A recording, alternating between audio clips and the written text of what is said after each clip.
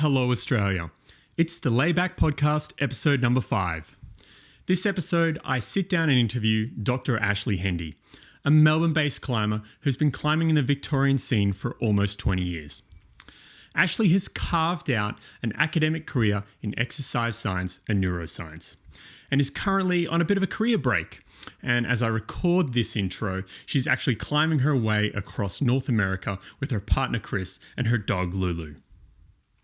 Ashlee stopped through Melbourne en route to the US after a stint climbing in Tasmania over the summer.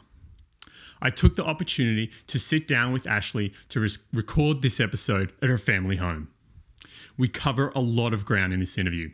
Ashlee's experiences climbing in Melbourne and Victoria throughout the years, her academic career, and the insights that she can bring where her research applies to climbing.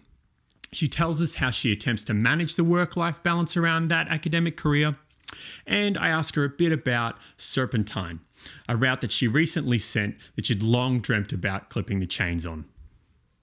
Finally, Ashlee tells us about her experiences climbing in the Grampians and Arapiles over the years and why those areas are so important to her, how those areas have changed, and she gives us a bit of a peek into her climbing ambitions for the future. Because we did record on her veranda, kind of surrounded by gum trees, there are a few native birds in the background, including a bit of a cameo from a kookaburra at one point. I hope it adds to the atmosphere of this Australian climbing podcast. Here it is.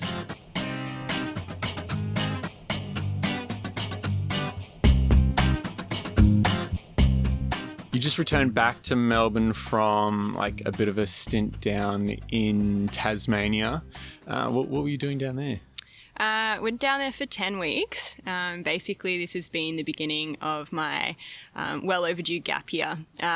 Started off with 10 weeks in Tasmania. Seemed like the most appropriate place to go with the world as my oyster, but, January weather conditions. A lot of the options are not so great in the Northern Hemisphere. So obviously Tasmania's got a lot of rock. I've really only just dabbled in it, I think, prior to this trip. I went to as many different places as possible, sampled the rock there, got mostly pretty shut down in most places that I went, but had a lot of adventures, met some really cool, really interesting people, and had a wonderful time. So, I did the totem pole, which is obviously on every Australian climber's tick list, I'm sure. How did that go? It went really, really well. We played our cards right and we asked a lot of questions and thought about what we were doing. Didn't jump into it because we had 10 weeks we were able to plan. Waited for good weather, went nice and early. First one's there because these days it does tend to get a little bit of a line, which seems crazy, but okay, got all the gear beta and the weather beta, and made sure we didn't carry too much in and cook our legs or anything like that. Wrapped in. There was a bit of swell. There was it was a little damp down the bottom. But basically, me and my partner Chris both managed to send the free route. So he went up first and got the on-site, wrapped back down, allowed me to lead as well so I could flash. And he then proceeded to go on and on-site the Sorcerer, which is the 27 next to the free route. Which was quite impressive. And I was so surprised by that. I'd actually made a deal with him. When he was tying in, I said, if you on-site this thing, I'll do the Tyrolean naked. Which was seemed reasonable at the time because no one was around. But by the time he'd finished and we were up the top doing the Tyrolean, there was about 16 people doing the candlestick and the tote. So did he give you a reprieve? Or? I didn't keep my word, so I owe him one there. Yeah, okay. But it was a great day out. Business. I mean, it was a completely, it's a day that you're never going to forget. Yeah. The climbing is just magnificent. The position is magnificent. You've got seals around you. And it was just, it's pretty hard to top that, I guess. It's like one of those life experiences that you've got to do as a climber. We also managed to go to a few places less travelled. So we went out to the Tyndall Ranges and went to Lake Huntley. We did a 300-metre multi-pitch there called Deeper Water, which was an amazing experience. It's a long walk in. You camp in a bivvy cave. You wrap in, and we took a wrap line and we wrapped in down to the lake, and you got to get yourself out of there. That's the only option for getting out, really. It is, yeah. I mean, they say that there's a base jumpers track these days. It's been semi-cut in, but I'm really I was not looking forward to trying to find that thing if we couldn't get up the route. And it's a grade 27, and it's a Tassie 27. The grades are a little bit different down there too. How many pitches is it? I think it's nine pitches or so. Okay. 300 meters, a couple of really long pitches in there, lots of hard pitches, and it's on this really cool conglomerate rock, which is unlike anything I've seen before. So it is really difficult to on site. Which, we didn't manage to do, but we were pretty happy with the fact that we got ourselves out of there without being benighted. So what's the quality of the conglomerate like? Because that can be hit and miss, right? You can be pulling big chunks out of conglomerate. It was better than probably what we sort of anticipated. Yeah. There was a little bit of loose rock here and there, and, a grade 27 in that kind of environment is not something that gets heavily trafficked. So even though it's been it was put up a few years ago, it hasn't probably seen a lot of ascents and a lot of traffic, and so loose rocks to be expected. Overall, the rock quality was actually really good. The climbing, the moves were really nice, but it was hard. Everything in Tasmania is hard. Yeah. Okay. But I think that just kind of added to the experience, and it was kind of humbling trip all in all. Yeah. A lot of vertical climbing, which is basically just honed my weaknesses. Lots of trad climbing, which is not something that I've had a lot of experience with in the past. I'm trying to build my skills, so it was a perfect destination for that. And I think, those were probably the highlights, but we checked out the organ pipes, we went to the Star Factory, down to the Paradiso, Mount Brown. We did an awesome multi-pitch down there as well called Talk is Cheap. And then we spent a bit of time in the north, went to the gorge, spent quite a bit of time at Bear Rock at the Boneyard, and just had a blast. Just hitting as much as possible. We did a lot, yeah. Okay, so you're back in Melbourne now. We're sitting in your family home. You grew up here in This Melbourne? is where I grew up, yeah. Okay. So outer suburbs of Melbourne. Yeah. And it's kind of cool to be back here, I suppose, for a very short stint before I take the gap year a little further. Yeah. And you started climbing pretty early, right? You were about 12. I was 12 years old, and I hadn't. I'd been doing a lot of other sports as a kid, but I think I'd probably always been kind of drawn to climbing. Just over there, I'm looking at this climbing frame that my dad built for me when I was a child. So it's really? Maybe there's a hint there. But I started indoors at the gym, which is in Nunawading, just 10-15 minute drive from here, and started training in a junior club. A friend of mine from high school, I just started high school. Okay. A girl that I met was a climber, and they have a club there. Bring a friend night, and next thing you know, here I am. So you were brought along to the gym, okay. And instantly, I guess my body was sort of built for it, and I did pretty well. I was pretty flexible, fairly strong, and just quite athletic. Why do you think that? So what sports were you doing before that kind of led you to? A little bit of everything, but I was fairly decent at athletics. So I was a runner, and I still run for fun these days, but I'm not that good. And I was never great, but I was an 800 meter, 400 meter runner, and. Yeah, I think I was pretty light. I've always had really broad shoulders and small hips.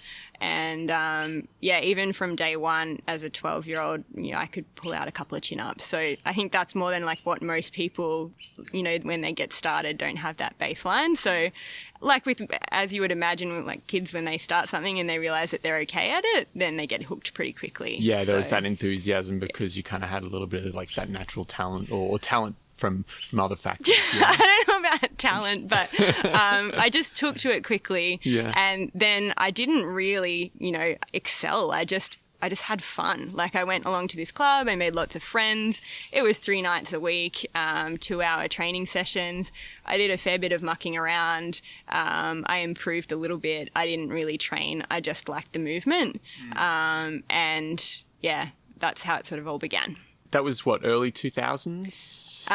2001 or so. 2000. Yep. When you look at your experience of coming into climbing in that gym scene, which was probably relatively new concept around that time. How would you contrast that versus, say, what people of a similar age, like say around 12, would be experiencing these days when they find climbing? Well, completely different, I suppose. There was a couple of gyms in Melbourne at the time, many or a couple of which have since closed or burnt down. But yeah, it was a small gym. It wasn't anywhere near as busy as what it was. The junior club probably had about 12 kids in it, I guess. They didn't sell any women's or kids' harnesses in the little store there, and I didn't have any harnesses that would fit me. As a 12-year-old girl, I was really small. And what did you use for a harness then? Well, I bought a harness, but it was so big for me that I could fit my entire hand through the leg loop. So I could put my whole arm and leg through the leg loop at once. Okay. But I guess I could just cinch the waist up just enough to... And I didn't lead climb straight away. I'm on a top rope. So it wasn't such a big deal. But I was in this harness and it probably just looked ridiculous. And on top of that, the junior club had this singlet. And of course, it's a men's size small. And so I actually remember being in the laundry with mum, trying to shrink it in the dryer so that it would fit me. So, I guess it was a really alternative thing to do back then. And it was probably, it didn't take long. I was having so much fun climbing and it was just so much more intriguing for me that all of a sudden athletics running around in circles on a red track just became exceptionally boring. And I was no longer interested in that. And just climbing started to take up all of my spare time. Okay. And I guess getting back to that sort of these days, I guess younger people, there's now 9, 10 gyms in Melbourne? The landscape's a little bit different these days? Yeah, it's completely different. The competitions have changed a lot. There were some comps early days and I did do some of those, but it was such a friendly environment. It just wasn't competitive as a sport. And... I think it was a really small community, and now I don't think it really has. As climbers, we always feel that we are part of a community, but it's definitely grown and changed. And I certainly found for myself as a young girl that it was a great community to be a part of. There were, other female role models. There was a lot of who were the role models? Just other girls in the gym, people that are a little bit older than me, that kind of stuff. There was just we'd all hang out together. We'd be climbing the same routes, the guys, the girls, people of various ages as well. So I think most of the time, if you're a 12-year-old girl in sport, you're playing and training with other 12 or 13-year-old girls, and that's it. Whereas in this climbing gym, I'm hanging out with both genders between the ages of 11 and 21. And I think that was fairly appropriate for me as a kid as well. So it just was a good fit. Yeah. Was the world kind of just within Melbourne and the climbing scene there? Or were there external international influences or anything in terms of role models? Were there any ideal climbers who? Well, there was Rock Magazine. Hey, we would buy Rock Magazine and this kind of stuff. But I was not at all aware of international scene in those days, international climbers so much. I suppose as I got a little bit older, we'd watch climbing movies and that kind of thing. But it felt like we were doing this really sort of special thing that only we understood, I think, in a way. And I'm sure that now that's not the feeling that you get, especially, this concept now that it's in the Olympics. We were just doing this activity that was, maybe you wouldn't even call it a sport. It's just a hobby, something like that. Whereas now it's really recognised and it's grown and there's hundreds of different media outlets and there's social media now, and you see and hear, and you've got Instagram and people are achieving stuff all over the place. And so I probably actually felt like more of a big fish in a small pond those days because, you just had your small pond and that was it. So, you felt like, I suppose, a little bit more a part of something. So you've been climbing almost 2 decades now? Almost. Yeah, almost. I guess I'm keen to understand how has climbing changed for you over that period? It's always been a big part of my life, but it has drifted in and out. I've done a lot of other things, including, a lot of study and times where I've been career focused. I also had a big point in time where I didn't climb, so I had a knee reconstruction, quite a severe injury to my left knee that I sustained while snow skiing. And that had me out of climbing for probably nearly 12 months. Okay. And that was maybe the longest break I had from sort of training and really trying to climb. I might have dropped in at the gym occasionally and just tested it out and see how it was going. But it took me a long time to recover from that knee injury. But yeah, I mean, I suppose even then I would have still identified as a rock climber, even when I was not able to climb during that time. And yeah, as climbers, we are climbers, I think like most people, and particularly young kids and other friends that I have outside of climbing, they might play a sport, but they don't identify as someone who plays that sport. That's not who they are. Yeah. But I've always felt like, across all that time that I've been a climber. Yeah. It took me a while because obviously being young and unable to drive, it took me a while to get more into climbing outside. But even in the gym, I felt like a climber. I spent a lot of time in those gyms, cutting laps on plastic, and then it became more adventurous for me as I was able to go outside. And yeah, some distractions, I suppose, in the early 20s. And then as I got to sort of my mid-20s, 24, 25, I really dove into it again and immersed myself in the climbing world. Yeah. And it's always been a bit of I juggle a lot of other stuff too.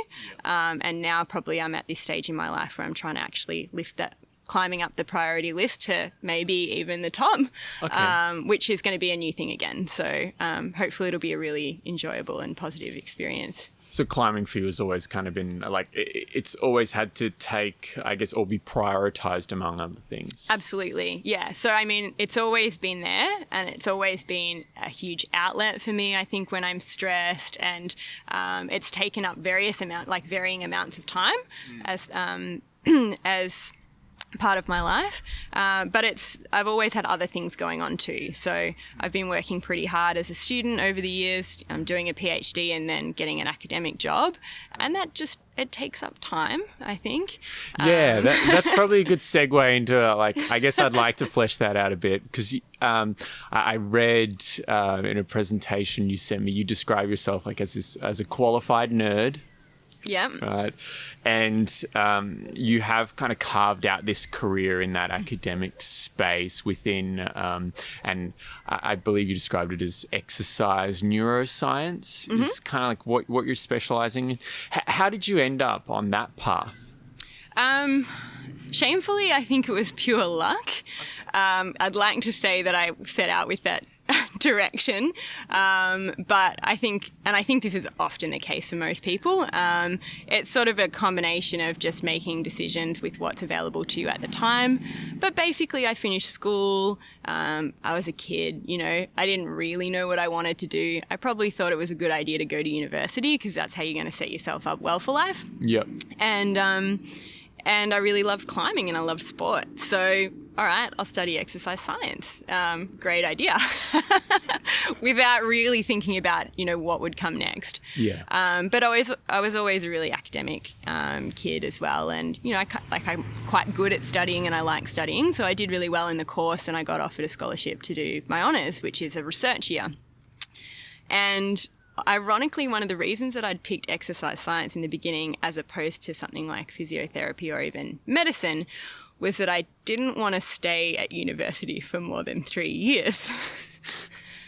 Yeah, I'm 30 now. I'm still at the same university, so that's quite funny, right?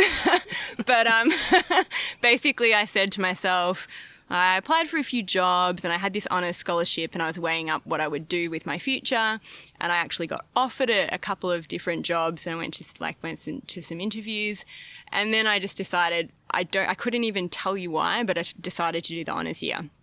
And I picked a neuroscience-based project, even though I'd not really excelled at or loved the neuroscience that I'd studied as part of the undergrad. And there's not a lot of sense as to how I came to that decision, but I'm so glad that I did. So I started doing that. I did my honours. Again, I did really well at it. This was at exactly the same time that I had the knee reconstruction and couldn't be focused on climbing or much other, physical activity. So, I spent a lot of time at the university in the honours room working on my project. Ended up doing really well with that and got offered a PhD scholarship. So it's one of those situations where you don't necessarily set out to achieve something, but doors open along the way, and then that's where you land. And the project that I did for my honours opened up many more questions. It was a really interesting topic. I'd kind of fallen in love with it, and I decided to do a PhD in the area. 3.5 years later, I was a doctor and decided that the academic life was me. So for me. So that's how it all came together, I guess. Your PhD, and I'm going to try and get this right, because I did Google kind of your name. I do a lot of research for these things, and your name appears next to a lot of academic articles, and I'm reading the titles and I can't understand half the words, right? But there was something in there about your PhD and this kind of like idea of cross training, like you can train one side of the body and it strengthens the other or something. Can you maybe add a little bit more flavor to my understanding? I'll try not to use any of those words that really make it sound harder than it actually is. Okay. They're just big words. But yeah, you're absolutely correct. So I study this phenomenon, which is known as cross-education or cross-transfer. And basically, we've known about it for over 200 years. When you train one side of the body, you observe strength increases on the other side without any increase in muscle mass.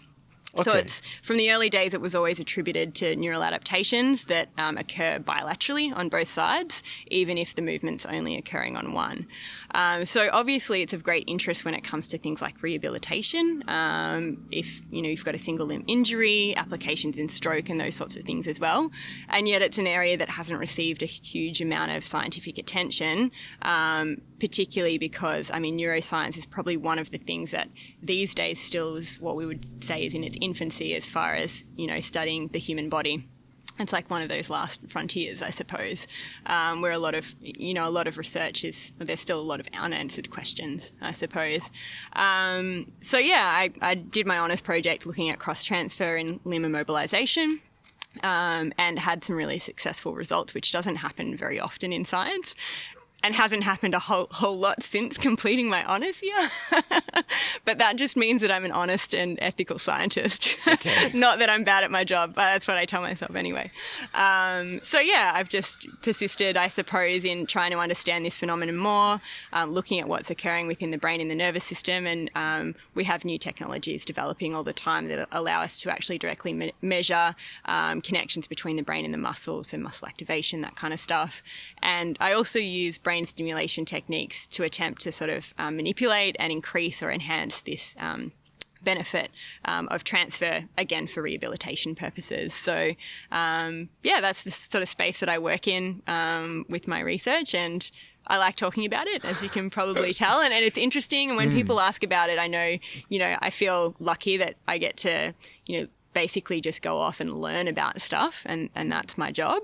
But it's also like, it's pretty tiring at times when you're working on these sorts of large projects, and investing in these sorts of things, and research is very slow going. So it can be hard work. You mentioned this idea that this area of science is kind of like a new frontier. Is there like an appeal to it from that perspective for you, because you kind of feel like you're plowing into this new area with science? Being new is cool. Like, all science has to be new, otherwise, all research has to be, otherwise it's not, like, there's not much point in doing it. But I think probably more so than that aspect, it's more the purpose and the reason for doing it. I mentioned the knee injury, and when that happened, I lost so much function, and many of us can think of examples when we've had injuries, and looking at better ways to be able to manage and deal with that, and the idea of doing something, getting up and going to work every day and doing something, as slow and tedious as it might be at times, that actually might have an end result that has an impact, is probably what draws me in the most, rather than sort of novel, new kind of thing. So. Yeah. People do ask me about, because I've got a strength and conditioning and exercise science background, they ask me about research in climbing. And it interests me a lot. I think it would be really cool to do some studies in climbers, but at the end of the day, we're a small community of athletes, and looking at minor increases in performance is probably not like really meaningful work when you compare it to some of the other stuff that I've had the opportunity to do. Okay. So it would be interesting and fun and those sorts of things, but I'd probably prefer my research to go down that pathway of really being able to make differences in the medical side of things as well, rather than just sports performance. Yeah. I also think that the majority of the research that we do in exercise science can be applied, like general principles can be applied. You don't necessarily have to study climbers themselves, if that makes sense. So once you've got your general physiological principles, they can be applied to different sport settings that have similar types of requirements. Okay, yeah, because I know you've written some articles that kind of take your what you've learned and apply it to climbing a little bit, but there's like more of a purpose there. I guess it probably doesn't matter that much really if you can help someone climb 2 grades harder, but if you can help someone use a limb again that they didn't think they were going to be able to use. Are they the kind of applications? That's definitely what I'm getting at. And also I think that, like you say, I've written about using my knowledge from the research that I do and the study that I've done. You can write about climbing, but same goes, I could write about something completely different, like applying a different sport. You can apply those same principles to basketball, to athletics, whatever it might be. If you know the needs of the sport, then you can apply what we know from the science. I think there's some aspects of sports performance that are interesting and important as well. But when it comes to making a real difference, I suppose, in regaining function and giving someone independence or maintaining independence later in life with an aging population, those types of things, they probably hit home a bit more. And research is a hard world as far as getting funding goes, and you're probably going to be able to convince a funding body if you want to do a study that's going to benefit stroke survivors versus elite rock climbers. So, I guess there does seem to be some kind of side benefit there, though, for climbers as a bit of a result of that research. And you have written a couple of articles on that factor. Are there any other things that you've kind of learned along the way through this research that you've been able to apply to climbing? Yeah, I mean, everything that we learn about physiology is going to help us, like, as climbers. And I think I think a lot. So from my early days, undergraduate and basic strength and conditioning, all of that stuff that I've learned, which you can learn from textbooks and those sorts of things as well, and existing work not related to my own, that forms my physical training side of things. And when it comes to the neuroscience, I think the transfer stuff, I haven't really used it a lot myself because I've been very lucky to be injury-free in more recent years, or mainly injury-free. And the other side of things would be more the motor imagery, and so looking at muscle activation from that perspective. Do you actually need to perform physical exercise to engage the neuromuscular system? Or can you get certain benefits using motor imagery and that kind of stuff? So when it comes to visualization and those sorts of things, and the mental approach to particularly red pointing and projecting, then I definitely apply some of the principles that I have there. Okay, so you were doing it kind of before.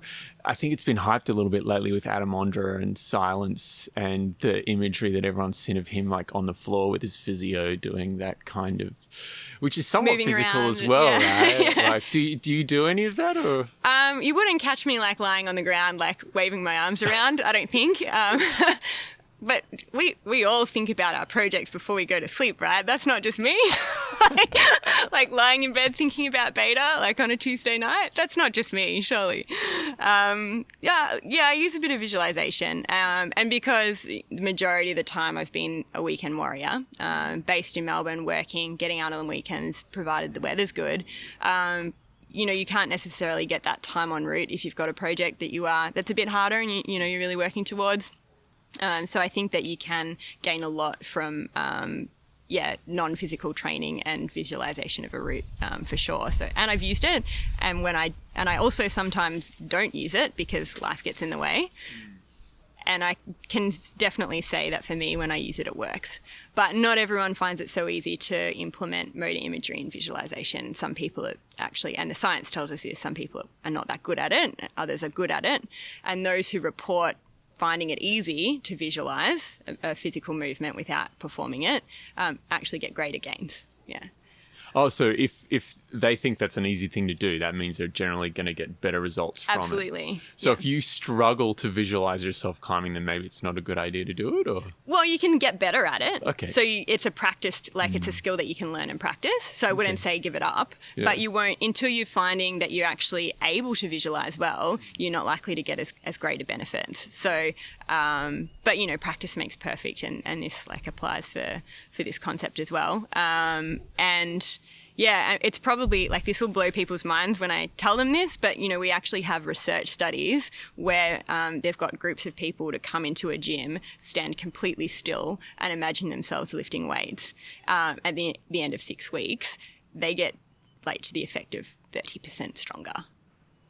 It's quite exceptional, I think. And did they put that down to? Is that just like a neural adaptation of kind of like the nervous system, or do they actually physically put on more muscle, like through hypertrophy or? Yeah, they don't gain any muscle mass. Yeah. So it's attributed, and we can now measure as well using brain stimulation techniques. We can look at the strength of the connection between the brain and the muscle effectively. So a certain region of your brain is dedicated to activation of a group of muscle fibers. We can stimulate the brain and activate the muscle fibers, causing a twitch. And we can measure that with electromyography. And after a period of 6 weeks of imagining training, we see the similar types of increases in the activation of the muscle to what we would see if someone was actually training. So it's a good thing to think about if you're a weekend warrior. It's a good thing to think about if you're injured. And it's also considered a great way to supplement physical training when you're taking rest days and that kind of stuff too. Yeah. Okay, I want to get into work-life balance thing, right? Because you juggle a lot of different things. But there is something I want to ask you about what you just mentioned. So if I go home, right, after a hard training session, and I would find that mentally taxing. Like for me, you know, a hard power session, like on a 40-degree board or something like that, I'll go home and I'll struggle to sleep, and it's mentally draining. If I'm doing that visualization, is it taxing me mentally in the same way, or have I got this like extra reserve where I can like do the physical exercise and then go home and do the mental one and kind of like dip into another bucket of energy, so to speak? I suspect you should try it and find out. I can't give you any scientific citations to support my answer here, but I suspect you probably don't have an extra bucket of mental energy here, but it's going to save you on the physical energy side of things. Yeah. So, which obviously for some people is not the limiting factor. But it's also useful to think about if you've got no time to get to the gym, those sorts of things as well. But I'd say if you're finding the physical training physically exhausting and also mentally draining, additional mental training on top will continue or add to that mental fatigue as well. Yeah. Okay. But there hasn't been any work done in that area, and it's going to be something that's pretty difficult to measure objectively. So yeah, I just, you know, as a climber that wants to climb heaps, the appeal of just having like another bucket of energy to go and dip into is obviously pretty. Yeah, I don't think it's going to give you mental energy. Okay. But if you're completely cooked physically, it's a good way to add to things. And we do have research that shows that combination of physical and mental training is the best way to get performance improvements. Yeah. Back on that work-life balance, how do you manage that? Not well, most of the time. Yeah, I mean, I think routine is probably my best way of managing things. I get stressed. I do get overwhelmed. It's been really tough.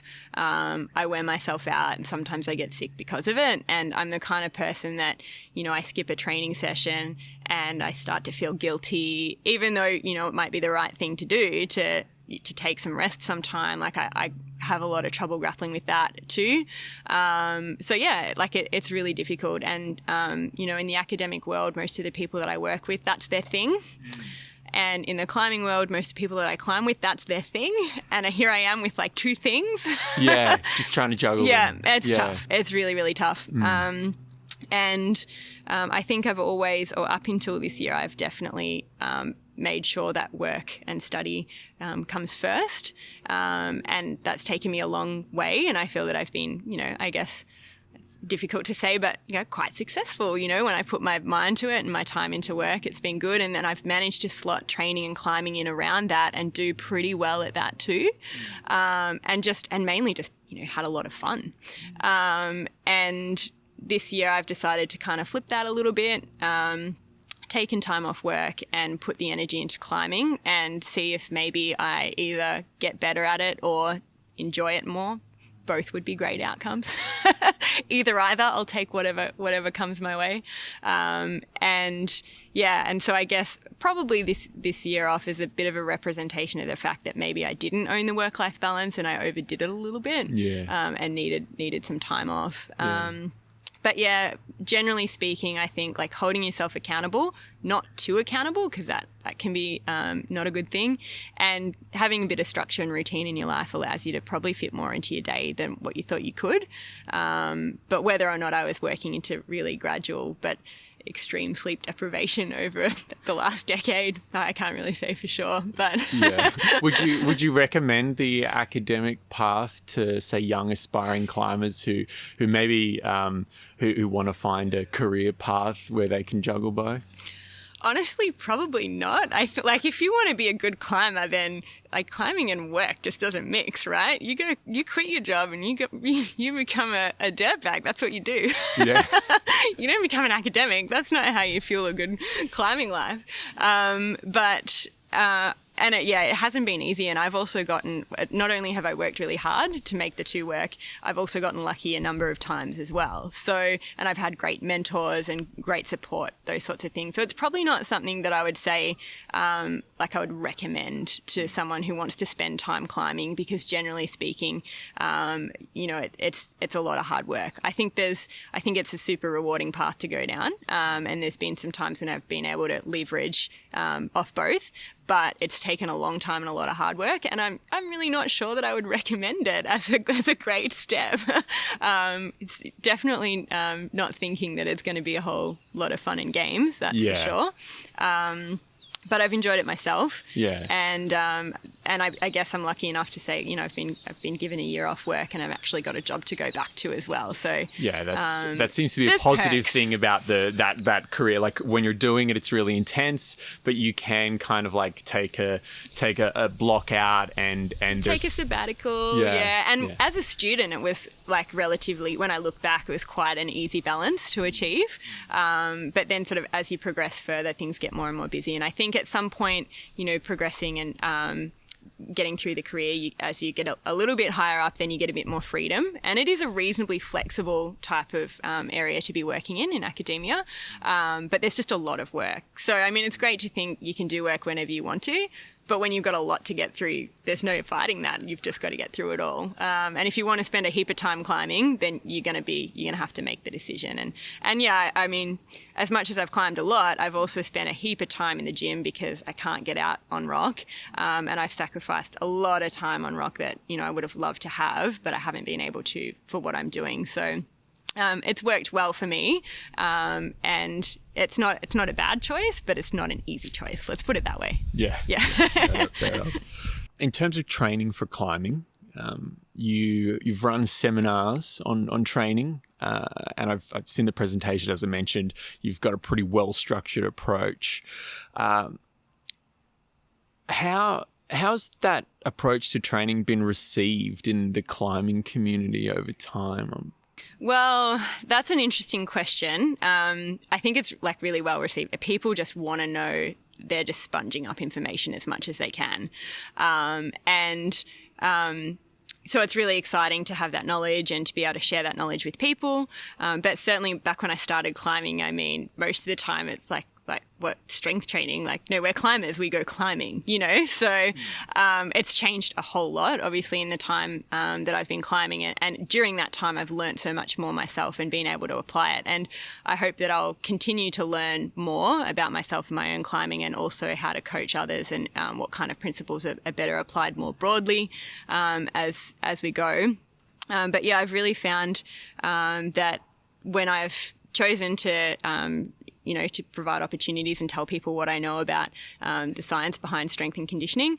People are pretty keen to find out more and really interested to ask lots of questions. Interestingly, a lot of people will like to question, I suppose, what I've got to say. I guess, I climb okay, but I'm not ticking 514. So people want to, they might question me or suggest that I suppose that what I've got to say might not be correct, which is a little difficult for me considering I've spent a lot of time studying the human body and resistance training and those sorts of things. But having said that, like whenever people have different opinions, I think those of us in this area are wise to listen to those opinions, to think about them critically, and make sure that we can actually provide answers to things. Because one of the problems that we have in the strength and conditioning community is someone asks why you do something and the answer is because that's what we've always done. And that's not a scientific answer. That's not a good way to be going about things. So I hope that we continue to see the approaches growing and changing and being willing to adapt. As well as, coaches, trainers and athletes being open to new ideas as they come forward, those sorts of things. Yeah. From a scientist's perspective, do you think that the climbing culture and community and the approach to training within it has a lot of science behind it, or because you can offer that perspective, right? Or do you think it's a lot of kind of like bro science, for lack of a better term? I think climbing's way better than a lot of other sports. But yeah, there's always going to be a lot of bro science. I'm so glad that I don't study nutrition, because I think, if there's one thing that everyone is an expert at, it's, diets and nutrition. But secondary to that, a lot of people feel that because they've been going to the gym for 10 years, they're an expert at training, and it's not often backed by science. So there's definitely a lot that goes on in that area, and there's a wealth of information out there that's available and people can read, but understanding the difference between high quality information versus not so good quality information, that's a skill that, only a lot of education in the field will, I suppose, teach you, or an understanding of research methods. So even if you're reading scientific papers, I can tell you as a scientist that just because one paper reports one finding, give me 10 minutes with that paper and I'll tell you why it's not worth, worrying about, or perhaps, why it's actually a really interesting finding that's something to move forward with.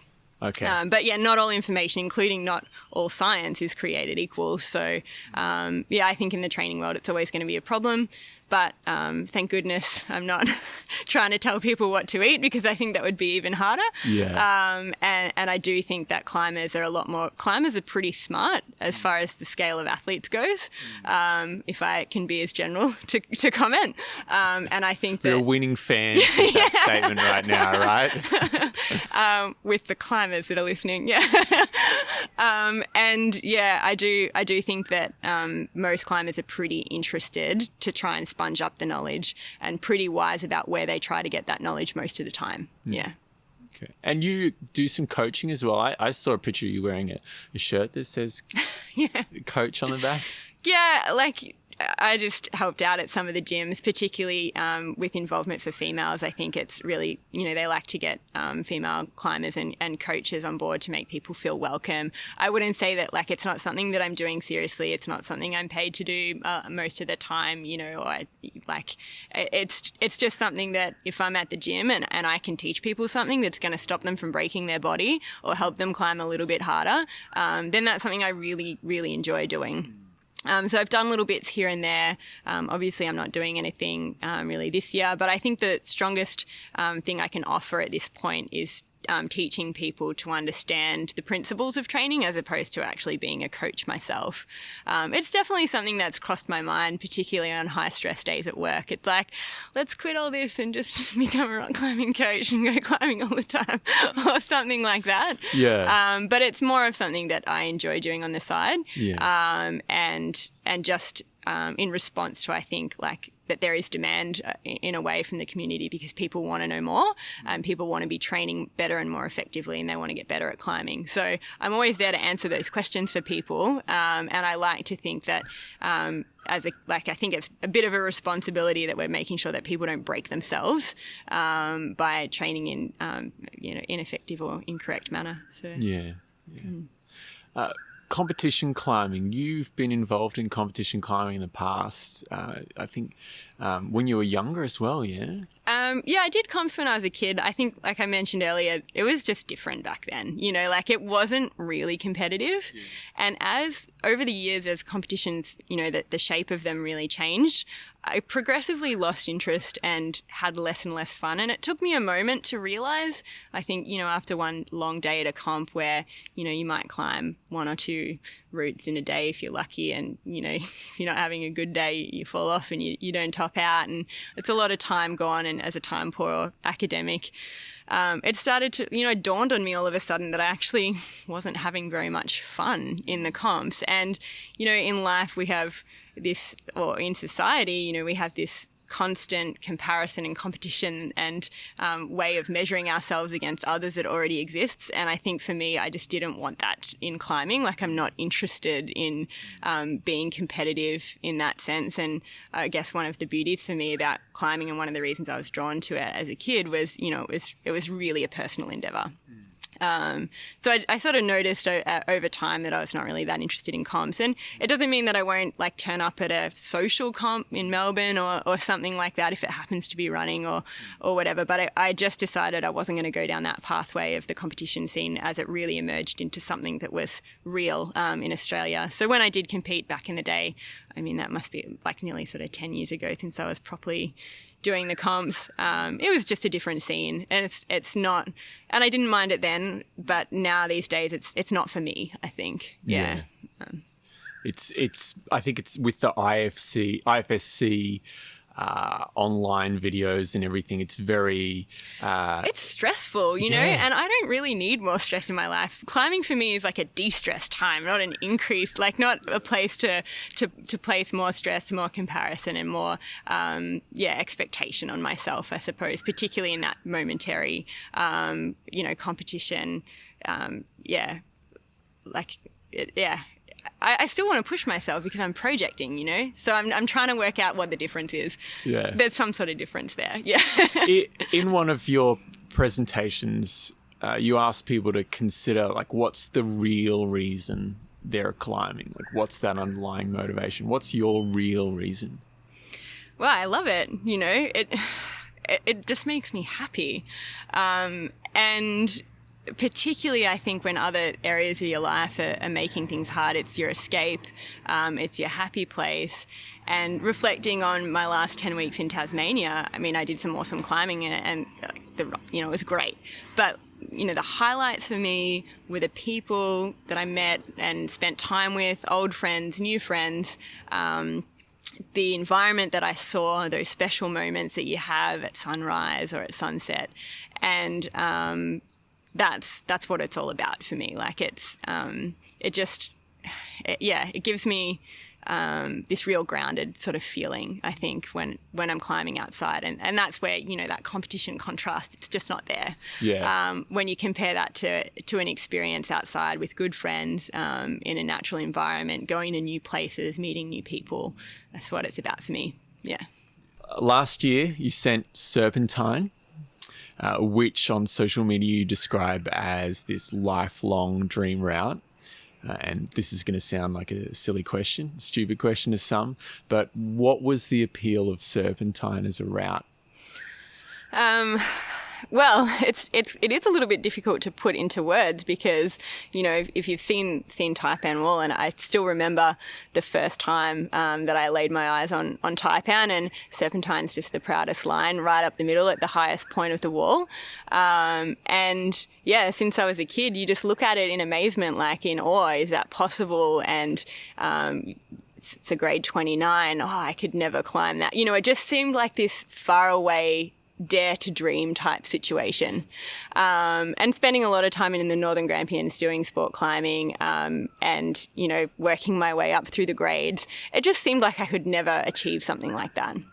But it's always there, like always kind of looking at you, looking so beautiful in the sunset and that kind of stuff. And you see and hear about other people do it. And, you know, so at one point I was doing a bit better and I took some harder routes and I just thought to myself, you know what, let's try this. Like, let's dare to dream. And yeah, it's just a beautiful line. And I you know, everyone who comes down off the route, I remember one guy said to me, he was like, that was the best climbing experience I've ever had in my life. And that was before I'd gotten on the route.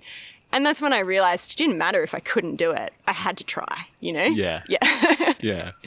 Do you know the history of the route at all? Or? I know a little bit. Yeah. I do know that the first ascent was done in 1988, which is the year that I was born. Oh, that's pretty by cool. Malcolm Matheson, Yep. obviously. And I believe I have read that he did it in a very ethical yo-yo style type approach, whereby I'm pretty sure after doing the top crux, he actually took it all the way to the top as an on-site, pretty like as in the top section of the route he'd not inspected, which for anyone who's been on the route knows how like impressive that is. Like, it's still really solid climbing and it's super pumpy up there. Particularly, you know, it's almost got a little bit of a heartbreak finish at the top, which thankfully didn't catch me. But yeah, so I've read about that first ascent, and the time that was put into it. And I guess I had a poster on my wall of like Lynn Hill on the route, I think, you know, when I was a kid at some point. So the history sort of feels like it's there, but I wouldn't say I've read any sort of well-documented facts about the line, I suppose, or how many ascents it's had. But, you know, people come from all over the world. Like, they've heard about the route, they've heard about the wall. So yeah, I guess it's got a bit of a reputation, I suppose. Yeah. And when you decided I'm going to work towards this, like where were you at the time, like climbing wise, in terms of say grade and how long did it take to get there? Good question. I dreamed about it for for such a long time, and then I hopped on it just as a one-off, like maybe sort of 2 years ago, or perhaps even a little bit longer, just because like I had the opportunity. I was pretty much belaying for someone. So if anyone ever asks you to belay them on Sebledge, just go, because it's a bit of a bitch to get up there, but you get up there and you get the chance to get on the best route in the world. So you don't say no to that, which is basically, you know, what I did. And I had to try, and it was pretty obvious to me that I wasn't good enough at that point to do the route. And also, even though I'd done quite a lot of other lines on Taipan, you know, I was pretty scared up there. It was somehow just like more exposed, more run out, even though it probably wasn't. Maybe it was just in my mind. But yeah, I knew I wasn't good enough. I spent a little bit of time getting stronger. It's probably not so much what I needed. I don't know, maybe I just needed some time to convince myself that it was possible and just to commit to projecting it, which is not easy given its position. And, you know, getting belays and that kind of stuff is not always so simple. You'd racked up some belay credits already, though, right off the ledge. Well, yeah, not much. But yeah, I think like doing a couple of the other routes on Taipan, or, you know, ticking off some of the other slightly more accessible lines was a really important side of things. I had ticked at that grade 29. It wasn't my first 29, so I guess that's another barrier that mentally you go, okay, well, you know, maybe I can do it. That kind of thing. And I'd sort of built a reasonably sort of solid pyramid of you know, ticking off quite a lot of 25s, 26s, 27s, that kind of thing. So you get to a point where you realize that it can become a reality. You just got to put some work in. And that's what I did. Yeah. Okay. What was your mental approach for climbing the route? You talked about I guess the visualization before. Was there a lot of that? Yeah, there was a lot, actually. Mainly just because I couldn't stop thinking about it because it's just so good. Unfortunately for me, I sort of started doing it in like the autumn season, and I spent a couple of weekends getting up there and getting on it and making a little bit of progress. But then the winter kind of came and work got a bit busy, and I spent a lot of time off it as well. So I kind of split that time. I couldn't tell you exactly how many tries or days I had on it, but there was definitely a big gap, and that sort of made it difficult because I think in that time I sort of let go of the the mental side of things, and sort of stepped back from it a little bit. But certainly, I took a strong, I sort of took note of what physical requirements I felt that I needed and didn't have yet. So there was some finger strength development that I knew that was required. The first move off the ledge as well is particularly bouldery, and I just didn't have the shoulder strength at first. That was actually the hardest move on the route for me. So I worked on locking off, and also, the feet are just a long way away for someone of my size. So I did some specific training to do that. And whether or not it was actually the physical training or perhaps just, again, like I say, convincing myself that I could do it. You could do it. Yeah. Then that's the approach that I took. But yeah, I mean, I knew the beta. I had some little hand-drawn beta maps. I knew exactly what I was doing, and I broke the route down kind of into two parts because it's got this big horizontal break in the middle. It's got a really hard move at the start, which I had to spend some time on, then some more moderate climbing, a crimpy crux before the break, which is that took me a bit of time too. And then the top crux, which is known as the fat finger crux, probably wasn't as difficult for me because I got skinny fingers. And it wasn't as hard as the moves down the bottom. So that one wasn't such a problem. But there's a lot of ground to cover, and you got to be smart about resting, and you've just got to make sure that you don't lose it with excitement, I guess, if you think, you don't want to you don't want to celebrate too early, that kind of thing, on that line. And the send itself came as pretty unexpected. And it was the first time I'd made it through the first, like the boulder at the start, and then the first crux to the ledge, to the break, and then I just took it all the way to the top. So it kind of was like a big acceleration from a projecting that might have looked like, and I always do this, like I look like I'm a mile off. People are going, oh, that chick's got no chance. And then next thing you know, I'm at the top, Yeah, wow. So. Okay. How did you feel when you got there? I cried for about 45 seconds, pretty loud. And not because I've invested more time in routes before and more attempts, definitely. But I think it was that idea of doing something that you didn't think was possible for you, like I'd seen other people do it, but I just thought I didn't have, I'm captain average, like I don't have that. And then, to do it, it was like, it was just an emotional experience for me. And it was on like a beautiful Wimmera day. Well, actually it was bloody freezing, but the surroundings are just stunning. And I just got to the top, and it was a surprise, and it was overwhelming. And I took that moment to enjoy what I'd achieved and what I'd done. And then I took the whip. But you took the whip? Yeah, mine was probably a little bit lame. Like I was just like already so, like overwhelmed that I didn't really need a whole lot more. So, I had to sort of scurry to the edge, and I looked down at my belay, and I was just like, I'm okay. Like I've been wailing for 45 seconds, but I'm great, And he's like, yeah, you're going to jump. So, just jumped off it. It's always big because you're a long way up and there's a lot of rope stretch and stuff. But I wouldn't say it was like certainly not the most impressive victory whip that anyone's ever seen. Yeah. And so do you feel like you've taken a lot away from that now? Like, has that emboldened you or made you more confident in other climbing?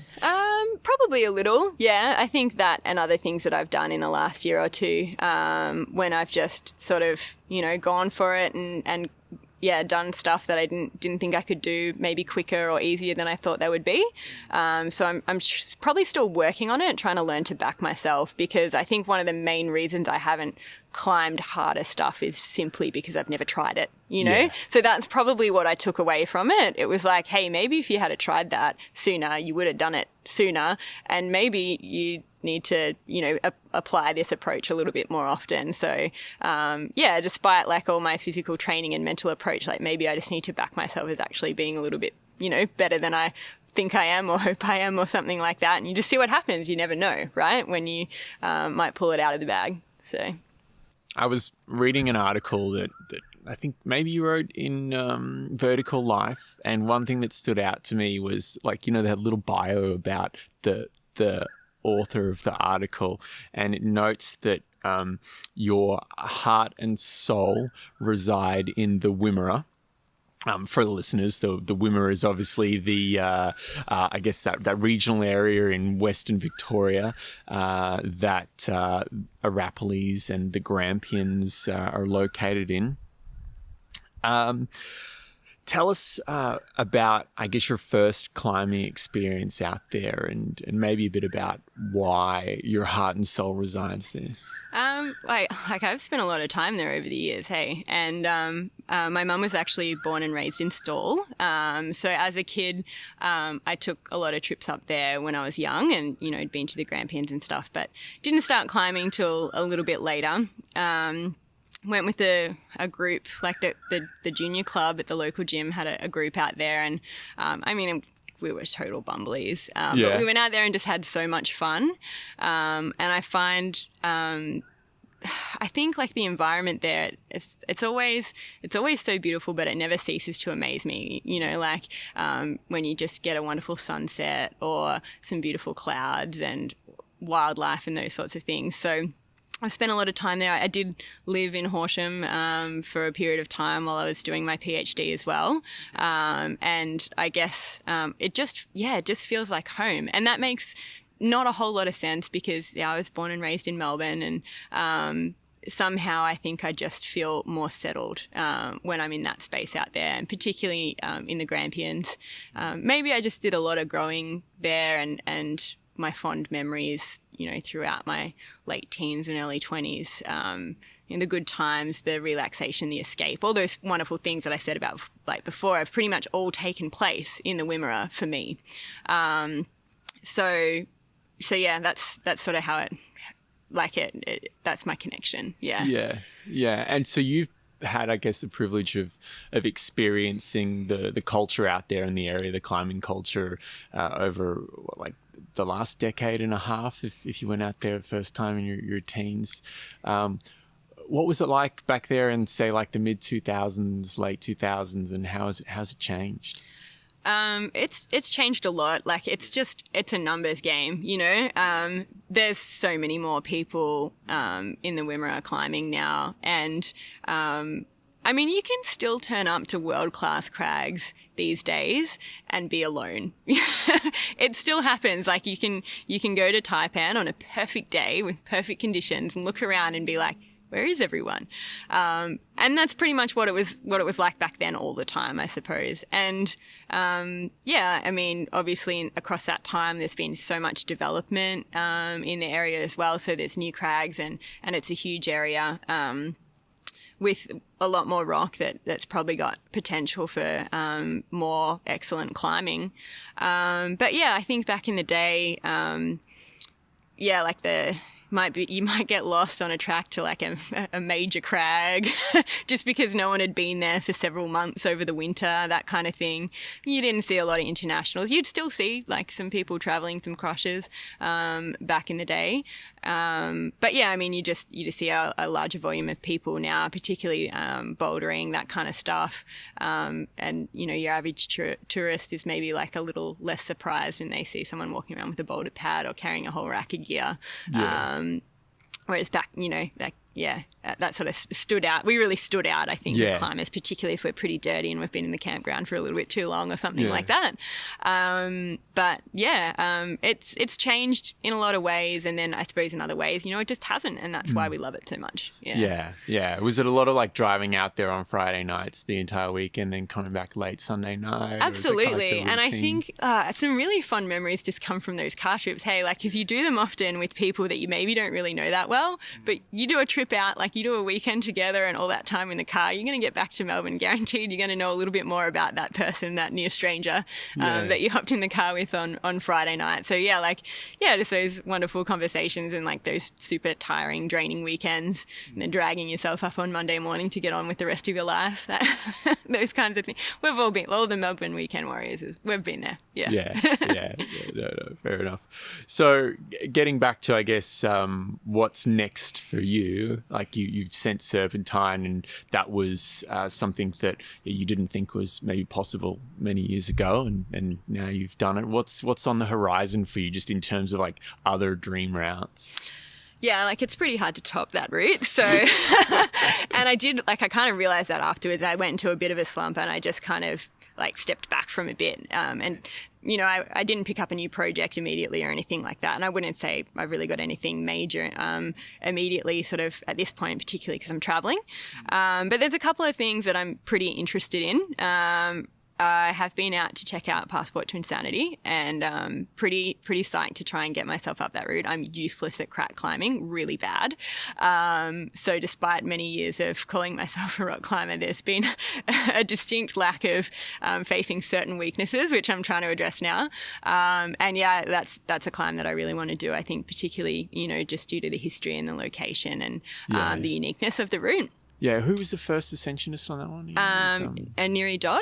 Yeah. Did she build like an artificial crack training? I hear it's still around. I wouldn't. Her actual crack. I think it might be in Natty. I'm not sure. Yeah, there's definitely replicas going around. I would love to spend some time with one because I think it would be very valuable for me.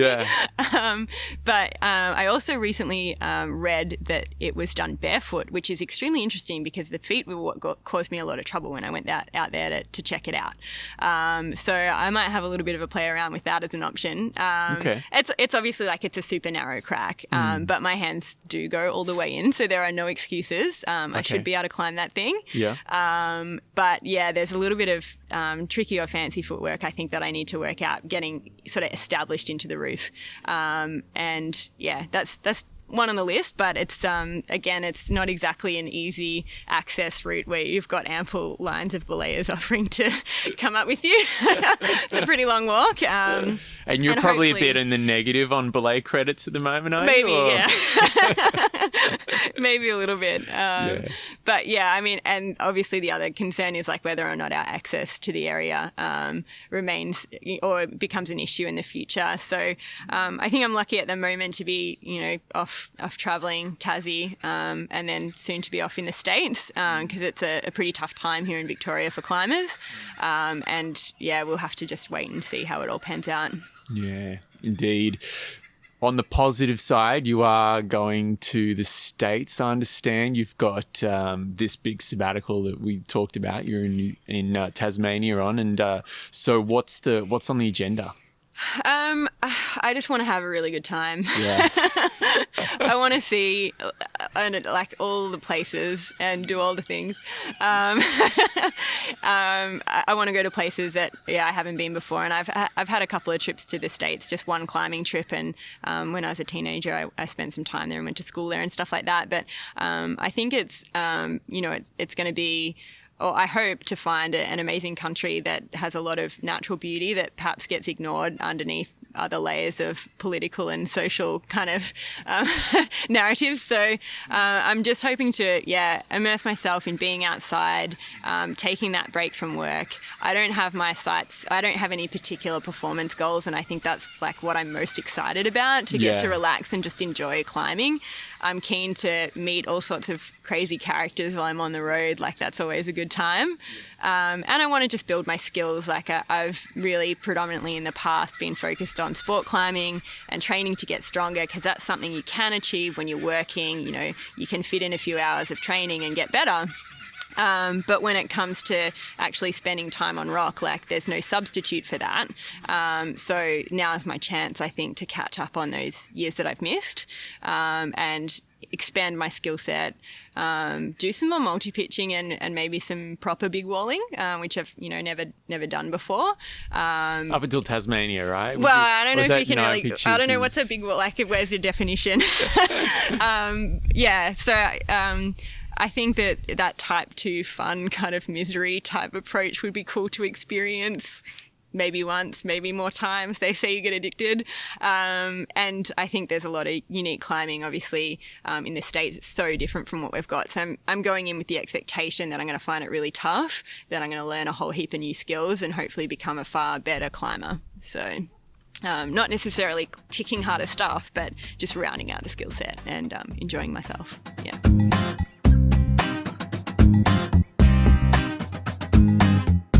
Thanks for listening.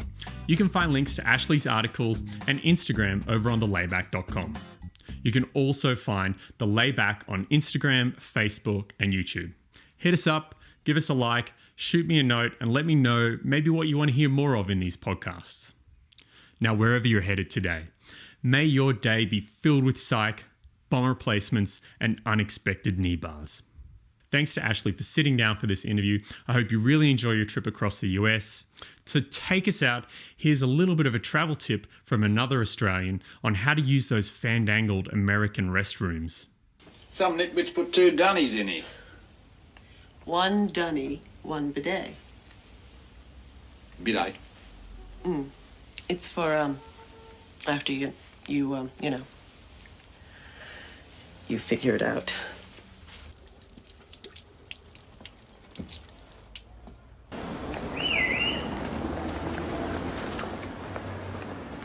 For washing your backside, right?